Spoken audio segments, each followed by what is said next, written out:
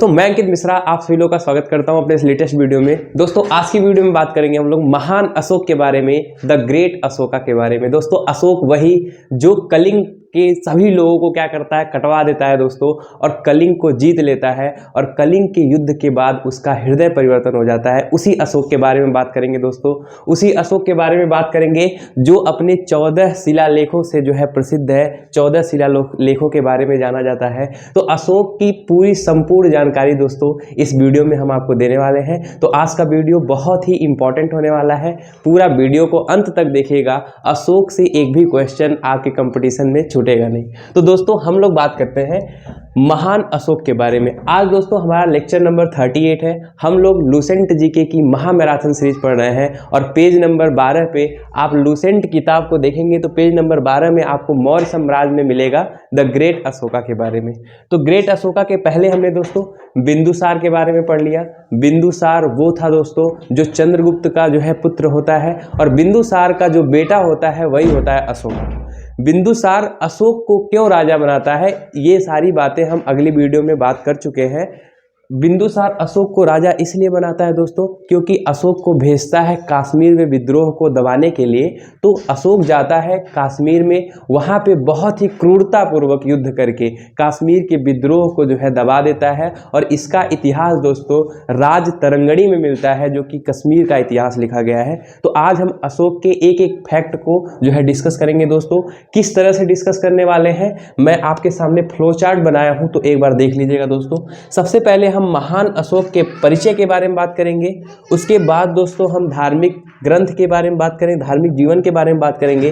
फिर अशोक ने कलिंग का युद्ध लड़ा था उसके बारे में डिस्कस करेंगे। और फिर अशोक के जो 14 शिलालेख हैं दोस्तों उसके बारे में बात करने वाले हैं। तो चलिए जो है वीडियो को जो है समय बर्बाद ना करते हुए स्टार्ट करते हैं, बढ़िया से समझते हैं इसको। सबसे पहले परिचय में हम लोग क्या देखेंगे दोस्तों कि जो अशोक था वो मौर्य साम्राज्य का राजा कब बना। तो सबसे पहले आपको यही ध्यान रखना है कि अशोक जो था वो मौर्य साम्राज्य का राजा कब बनता है दोस्तों 269 बीसी में, यानी कि 269 ईसा पूर्व में अशोक जो है दोस्तों वो मौर्य साम्राज्य का शासन जो है संभालता है, सम्राट बनता है।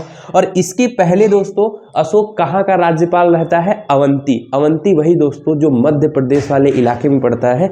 अवंती का राज्यपाल कौन रहता है, अशोक। और अशोक जाता है कश्मीर पे दोस्तों, युद्ध करता है बहुत ही क्रूरतापूर्वक, वहाँ के विद्रोह को शांत करता है। तो इसके जो पिता होते हैं बिंदुसार, वो जो है क्या करते हैं, अशोक को मौर्य साम्राज्य का सम्राट बना देते हैं। ठीक है, अब जो है और भी कुछ बातें करते हैं परिचय में ही कि अशोक दोस्तों किस तरह से जो है, उनके पिताजी का क्या नाम था, उनकी माताजी का क्या नाम था, और अशोक की जानकारी उनके नाम किस किस शिलालेख से मिलते हैं उसके बारे में चर्चा कर लेते हैं दोस्तों। इसका आप स्क्रीनशॉट लीजिए और साथ में नोट और पेन ले करके बैठिए।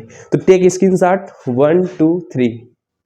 हाँ तो दोस्तों महान अशोक के परिचय के बारे में और हम बातें कर लेते हैं कि और जो है क्या क्या कहानी रही है अशोक के बारे में। तो सबसे पहले आपसे अगर क्वेश्चन पूछा जाएगा कि अशोक के पिता, तो आप सभी लोग जानते हैं दोस्तों कि बिंदुसार जो है राजा हुआ करते थे मौर्य साम्राज्य के, उन्हीं के बेटे थे अशोक। तो पिता का नाम क्या है दोस्तों, बिंदुसार। और माता का नाम दोस्तों पूछा जा सकता है, तो माता का नाम क्या होगा, सुभद्रांगी। तो ये भी जो है आप दोस्तों याद रखिएगा कि सुभद्रांगी माता का नाम है और पिता का नाम क्या है दोस्तों, बिंदुसार। अब दोस्तों इसके आगे की कहानी है, समझने का कोशिश करिएगा दोस्तों। जो महान अशोक था, जो अशोका द ग्रेट था, वो जो है शिलालेख के नाम से जो है जाना जाता है। मतलब उसकी सारी जानकारी दोस्तों कहाँ से मिलती है, उसके सभी शिलालेखों से मिलती है। अब शिलालेख दोस्तों क्या पहले के राजा, उसके पहले के राजा जो है शिलालेख नहीं बनवाते थे, बनवाते थे, लेकिन इतना ज़्यादा शिलालेख नहीं बनवाया है। तो ऐसा माना जाता है कि अशोक एक ऐसा पहला सम्राट था जो कि सबसे ज़्यादा क्या बनवाया था दोस्तों, शिलालेख। अब ये शिलालेख क्या होता है इसको समझने का कोशिश करिएगा। शिलालेख एक प्रकार का अभिलेख होता है। जैसे शिलालेख उसे कहते हैं जैसे बहुत बड़े चट्टानों पर कुछ लिखवा दिया गया, उसको कहेंगे शिलालेख। अभिलेख जो है वो 3 तरह से आप वर्गीकृत कर सकते हैं, शिलालेख, स्तंभ लेख और गुहा लेख। तो जो अशोक के जो है अभिलेख मिले हैं वो 3 वर्गों में मिले हुए हैं। शिलालेख तो आप समझ गए कि जो चट्टानों पर लिखा जाता है उसको शिलालेख कहते हैं। स्तंभ लेख किसे कहते हैं दोस्तों? बड़े बड़े पिलर बनवा दिए जाएंगे।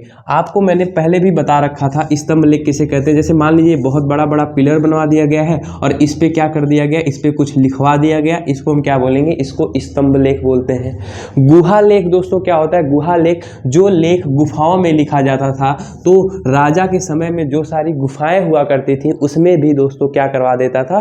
अशोक नोटिस करवा देता था, लिखवा देता था, उसको गुहा लेख कहते हैं।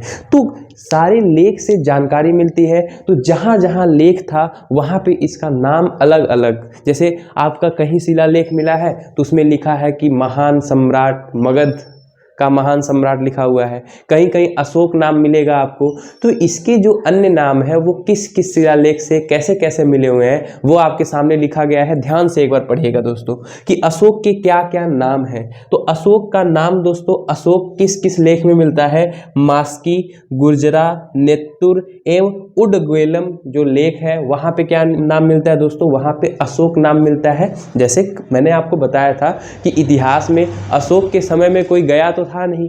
अशोक की जानकारी कहाँ से मिलेगी? या तो किताब से मिलेगी या तो शिलालेख से मिलेगी। तो अशोक की जो सबसे ज़्यादा जानकारी मिलती है वो उसके शिलालेख से मिलती है। और जब शिलालेख उसने लिखवाया तो जरूर अपना नाम लिखवाएगा। जैसे प्रधान, जैसे मान लीजिए ग्राम प्रधान है, ग्राम प्रधान जब किसी का आवास देता है या किसी को घर प्रदान करता है सरकार की तरफ से, तो वहाँ बाकायदे लिखा जाता है कि प्रधान और उनका नाम, आवास योजना बाकायदे लिखा जाता है। उसी तरह से जितने भी लेख लिखवाता था अशोक, उसमें अपना कुछ न कुछ नाम लिख दिया करता था। तो क्या क्या नाम लिखा था उसको समझने की कोशिश करिएगा। अशोक कहाँ कहाँ मिला है दोस्तों? मास्की, गुजरा, नेत्तुर एवं उडगोलम लेख में अशोक मिला हुआ है। कनगनहल्ली शिलालेख जो कि कर्नाटक में मिला है, इसमें जो है इसका नाम क्या है? राणियो अशोक, यानी कि राजा अशोक। तो जो अशोक था वो इस लेख में अपने आप को क्या कहता है कि मैं मगध का राजा हूं, यानी कि राजा अशोक जो है नाम मिला हुआ है। दोस्तों पुराण जो कि आपको मैंने पढ़ा रखा है, पुराण में इसका क्या नाम मिलता है दोस्तों? अशोक वर्धन नाम मिलता है। तो ये भी ध्यान रखिएगा कि पुराणों में इसका नाम क्या है? अशोक वर्धन है। अच्छा दोस्तों, जेम्स प्रिंसेप एक व्यक्ति थे जो सबसे पहले कोशिश किए थे अशोक के इतिहास को लिखने की। तो अशोक जो था उसका जो लेख मिला था वो एक ब्राह्मी लिपि में मिला था और उसमें दोस्तों अशोक का नाम क्या है? देवनाम पियदस्सी है। ये बहुत ही इंपॉर्टेंट क्वेश्चन है दोस्तों, इसको मार्क करके आप समझिएगा। ये हर कंपटीशन एग्जाम में पूछ लिया जाता है कि अशोक का नाम निम्नलिखित में से कौन सा है। ऑप्शन रहेगा देवनाम पियदस्सी, तो आपको इसी को टिक करना है। तो ये बहुत ही इंपॉर्टेंट क्वेश्चन है। किसके थ्रू पता चला था दोस्तों? James Prinsep. जेम्स प्रिंसेप वह व्यक्ति था जो अशोक का इतिहास सर्वप्रथम लिखने की कोशिश की थी। किसके सहायता से? शिलालेख की सहायता से। कौन सी शिलालेख दोस्तों? जो ब्राह्मी लिपि में लिखी हुई थी। ठीक है, तो आई होप अंडरस्टैंड कर पा रहे होंगे आप सारी चीज़ों को। ठीक है, उसके बाद दोस्तों जूनागढ़ अभिलेख में इसका नाम क्या मिलता है? अशोकमल।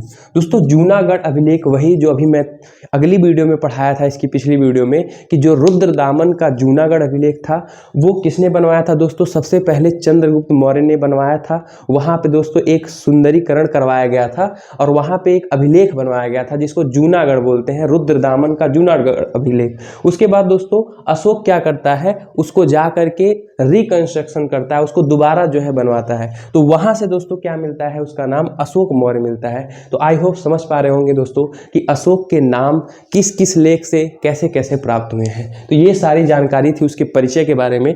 और दोस्तों एक चीज और आपको ध्यान रखना है, बहुत ही इंपॉर्टेंट। जैसे चंद्रगुप्त मौर्य के समय में एक राजदूत आया था, उसका नाम क्या था दोस्तों? मेगस्थनीज। उसी तरह से अशोक के समय में भी क्या आया था? एक राजदूत आया था जिसका नाम था दोस्तों डियोनिसियस। क्या नाम था दोस्तों? डायनोसियस नाम था। तो ये भी आप दोस्तों याद रखिएगा। ये डायनोसियस किसका राजदूत था दोस्तों? मिस्र राजा फिलाडेल्फस टालमी द्वितीय ने पाटलिपुत्र में डायनोसियस नाम का एक राजदूत भेजा था। ये किसके समय में आया था दोस्तों? अशोक के समय में आया था। अगर आपसे पूछ दिया जाए दोस्तों बिंदुसार के समय में कौन आया था, तो बिंदुसार के समय में एक राजदूत आया था जिसका नाम था डाइमेकस। और डाइमेकस कहाँ का था दोस्तों? ये सीरियन नरेश जो है एंटियोकस का जो है सेनापति था डाइमेकस। और आपसे अगर पूछेगा कि जो है डायनोसियस कौन था, तो ये जो है दोस्तों टालमी द्वितीय का जो है सेनापति था, जो कि किसके दरबार में आया था दोस्तों, अशोक के दरबार में आया था। आई होप दोस्तों ये परिचय आप समझ गए होंगे, अशोक की जितने भी परिचय थे मैंने डिस्कस कर लिया। अब दोस्तों बात करते हैं इसके धार्मिक जीवन के बारे में। धार्मिक जीवन यानी कि ये किस धर्म को मानते थे और किस तरह से दोस्तों कलिंग युद्ध में क्या करता है दोस्तों, ये सबको कटवा देता है, मतलब एक किनारे से सबको कटवा देता है। फिर इसको इतनी दया आ जाती है, वहाँ की महिलाएं, वहाँ के बच्चे, वहाँ के बूढ़े सारे लोग जो है मारे जाते हैं, उनको देख करके इसके अंदर एक दया आती है, उस दया से जो है इसका हृदय परिवर्तन हो जाता है। तो वे किस धर्म को धारण करता है, बौद्ध धर्म को धारण कर लेता है। पहले ये किस धर्म में था, कैसे बौद्ध धर्म धारण किया, सारी जानकारी मैं आपको देता हूँ। पहले आप इसका स्क्रीनशॉट लीजिए, टेक स्क्रीनशॉट 1 2 3। हाँ तो दोस्तों अब हम लोग बात करते हैं अशोक के धार्मिक जीवन के बारे में, रिलीजियस लाइफ ऑफ अशोका। एक एक पॉइंट जो है अच्छे से समझते हैं दोस्तों। अशोक का धार्मिक जीवन जो था दोस्तों, सबसे पहला जो धर्म धारण किया था ये दोस्तों किस धर्म को मानता था, ब्राह्मण धर्म को। और ब्राह्मण धर्म दोस्तों किससे संबंधित था, महावंश से संबंधित था। तो सबसे पहला पॉइंट आप यही याद रखेंगे कि जो अशोक का प्रारंभिक धर्म था वो क्या था दोस्तों, ब्राह्मण धर्म था दोस्तों। उसके बाद दोस्तों राजतरंगिणी में लिखा गया है, राजतरंगिणी दोस्तों कलहड़ के द्वारा लिखी गई एक ऐसी किताब है जिसमें कश्मीर का पूरा इतिहास का वर्णन किया गया है दोस्तों।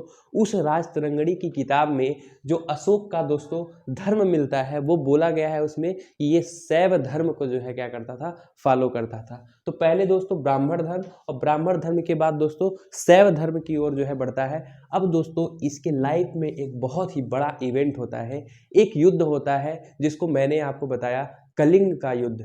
कलिंग के युद्ध में दोस्तों इतना अत्याचार करवा देता है, इतने भारी संख्या में लोग मारे जाते हैं, सभी लोग लहूलुहान रहते हैं, और उसको देख करके दोस्तों इसके अंदर एक बहुत ही ज़्यादा दया आ जाता है, और इसका जो है दिमाग जो है परिवर्तन हो जाता है, हृदय दोस्तों परिवर्तन हो जाता है। और दोस्तों हृदय परिवर्तन होने के बाद इसका एक भतीजा रहता है, जिसका नाम क्या रहता है दोस्तों, जिसका नाम रहता है निग्रोध। तो निग्रोध जो इसका भतीजा रहता है वो दोस्तों बताता है कि बौद्ध धर्म को आपको अपना लेना चाहिए, क्योंकि बौद्ध धर्म एक ऐसा मार्ग है जिसमें आपको अष्टांगी मार्ग को फॉलो करना होगा, और लोगों से मतलब आप जो है ये काट मार छोड़िए, लड़ाई झगड़े में कुछ है नहीं, वो जो है उपदेश देता है बौद्ध धर्म का। और उनका उपदेश सुनकर वो बहुत ही प्रेरित होते हैं, और प्रेरित होकर के ये चले जाते हैं दोस्तों बौद्ध धर्म की शिक्षा लेने के लिए। तो बौद्ध धर्म की शिक्षा जिसके पास लेते हैं उनका नाम रहता है दोस्तों उपगुप्त।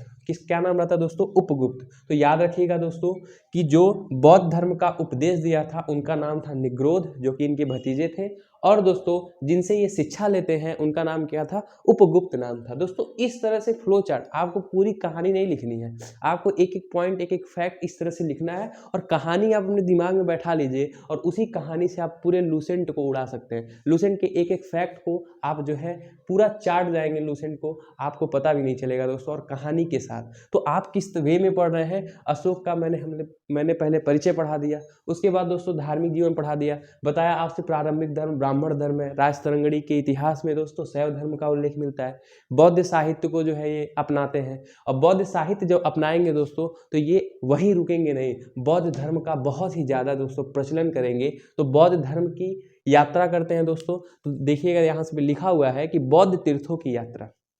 जब ये बौद्ध धर्म को अपना लेते हैं दोस्तों तो इनका राज्याभिषेक जब हुआ रहता है उसके 10 साल के बाद करीब करीब कलिंग युद्ध होता है, उसी समय दोस्तों ये बौद्ध धर्म को अपनाते हैं। और बौद्ध धर्म को अपनाने के बाद ये सबसे पहले कहाँ जाते हैं, सबसे पहले जाते हैं बोध गया। बोध गया दोस्तों वही जगह है जहाँ पे महात्मा बुद्ध को ज्ञान की प्राप्ति हुई थी रात को 12 बजे। आप सभी लोग पढ़ चुके हैं महात्मा बुद्ध के बारे में। उसके बाद दोस्तों ये 12वें वर्ष यानी कि राज्याभिषेक, मौर्य साम्राज्य के राजा बनने के 12 वर्ष के बाद दोस्तों ये निगाली सागर की यात्रा करते हैं। उसके बाद दोस्तों 20 वर्ष के बाद ये लुम्बिनी चले जाते हैं। लुम्बिनी वही दोस्तों जहाँ पे महात्मा बुद्ध का जन्म हुआ था, वहाँ पे चले जाते हैं यात्रा करने के लिए। तो ये भी बातें आपको याद रखना है। अब कहेंगे ये सब कैसे पता है आपको, कैसे लूसेंट में लिख दिया गया? तो ये सारी चीज़ें दोस्तों किसी किताब में नहीं लिखी गई है, सारी चीज़ें शिलालेख से हमें जानकारी मिलती है। और जब हम पढ़ेंगे 14 शिलालेख तो उसमें देखेंगे कि किस किस शिलालेख शिलालेख में क्या क्या जानकारी मिलती है, ठीक है। तो आई होप आप वीडियो के अंत तक बने रहेंगे, सारी जो है प्रॉब्लम आपकी सॉल्व हो जाएगी।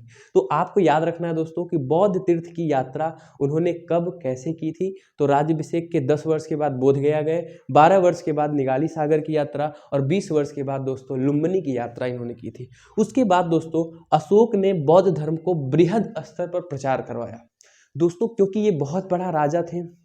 मगध साम्राज्य यानी कि जो मौर्य साम्राज्य था उस समय बहुत ही प्रचंड रूप ले चुका था, पूरे भारत में फैला हुआ था। और उस समय राजा थे अशोक, तो इनके पास पूरा जो है हर तरह से व्यवस्था था, प्रशासनिक व्यवस्था था, पावर था इनके पास। तो ये क्या किए, पूरे बौद्ध धर्म को पूरे संसार में फैलाने की कोशिश किए। इन्होंने क्या किया दोस्तों, इन्होंने ऐसा लिखा जाता है कि 84,000 स्तूपों का निर्माण कराया, जिसमें दोस्तों रानी का स्तूप भी मिलता है। तो 84,000 स्तूपों मतलब ये कम नहीं होता है, बहुत ही बड़ी बात है। ऐसा लिखा हुआ गया है, जैसे लूसेंट में सारी चीज़ें लिखी गई हैं, तो यहाँ पे भी हमने लिखा है कि 84,000 स्तूपों का निर्माण किसने करवाया था दोस्तों, अशोक ने करवाया था। ये बात आप ध्यान रखिएगा। और दोस्तों इनके एक पुत्र थे जिनका नाम था महेंद्र और पुत्री का नाम था दोस्तों संघमित्रा। इन्होंने क्या किया, इनको श्रीलंका वाले इलाके में भेज दिया। श्रीलंका का पुराना नाम क्या था दोस्तों, श्रीलंका का पुराना नाम सिलोन था। तो सिलोन में भेज दिया कि वहाँ पे जाइए, आप लोग बौद्ध धर्म का प्रचार प्रसार करिए। और ये लोग जाते हैं श्रीलंका में, बौद्ध धर्म का पूरा प्रचार प्रसार करते हैं। और यही देन है दोस्तों कि श्रीलंका में आज भी बौद्ध धर्म के ज़्यादा से ज़्यादा लोग बौद्ध धर्म से ही संबंधित हैं। तो श्रीलंका में प्रचार प्रसार करवाने का जो भी उत्तरदायित्व था वो किसका था दोस्तों, महान अशोक का था।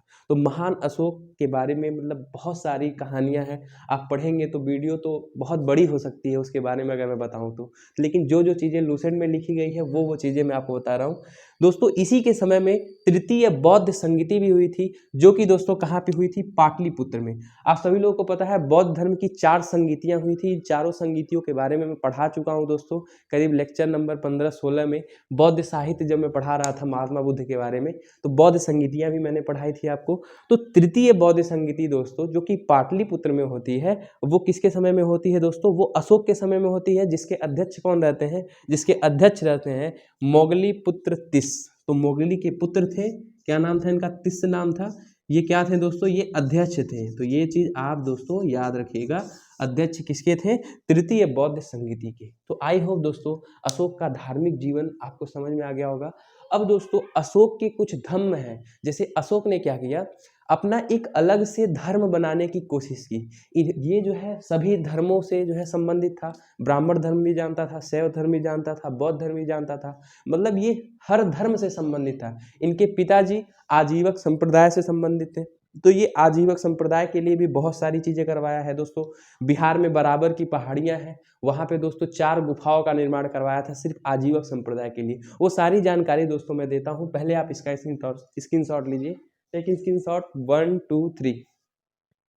दोस्तों एक छोटा सा टॉपिक बचा है, उसको भी डिस्कस कर लेते हैं कि अशोक जो था वो अदर धर्म पे क्या व्यवहार करता था, उसका अदर धर्म के दोस्तों क्या रिएक्शन था, उसके बारे में हम डिस्कस करते हैं दोस्तों।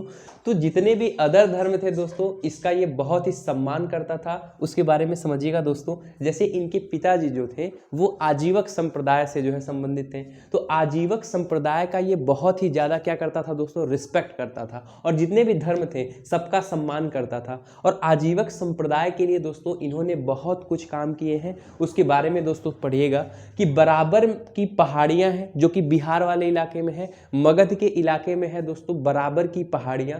वहां पे दोस्तों इन्होंने 4 गुफाओं का निर्माण किया था आजीवक संप्रदाय के लिए। आजीवक संप्रदाय को रहने के लिए, वहां के निवास स्थान के लिए 4 गुफाओं का निर्माण करवाया था दोस्तों। उन 4 गुफाओं का क्या क्या नाम है ये पूछा जाता है दोस्तों, एक बार ध्यान से पढ़िएगा।